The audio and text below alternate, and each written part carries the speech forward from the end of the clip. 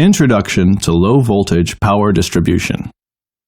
Basic concepts for power distribution. In this section, we will introduce basic concepts of power distribution. Where is the power distribution? Where there is electricity, there is power distribution. From power plants to application scenarios, such as telecommunication buildings, industrial buildings, civil buildings, and even cell phones, laptops, and televisions. What do we need to know about power distribution? Let's look at the definition. Function, purpose, and requirement. Definition. The subsystem of a power distribution system can be classified as one of two types: electrical systems or low-voltage electrical devices. An electrical system is a power supply or conversion device, such as a transformer or generator.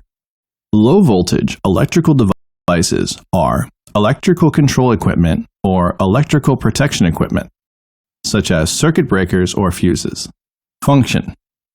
A power distribution system has transmission and distribution functions, in which the equipment has automatic protection and control functions and real-time monitoring of the electrical state. Purpose. The distribution system voltage is generally higher than safe levels. It's 36 volts. Distribution system design purposes are easy maintenance, good protection, and high safety. Requirement. Engineers working in distribution systems require extensive and specialized experience. This is the distribution system diagram of a data center. The first part is the high voltage and low voltage power distribution system, including power grid, high voltage distribution system, transformer, low voltage distribution system, generator, and generator distribution system. The power grid is not under the data center's control. Therefore, generator and system redundancy are important for ensuring the availability of data center power supply.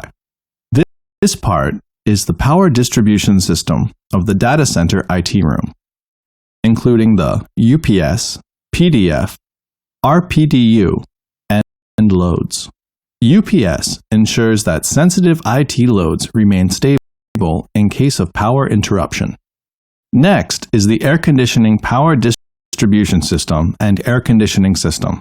Maintaining constant temperature and humidity in the computer room is vital for the equipment. The last part is the ancillary facilities system, including the monitoring system, fire system, elevator, lighting, etc. That's all for this section. Thanks for watching.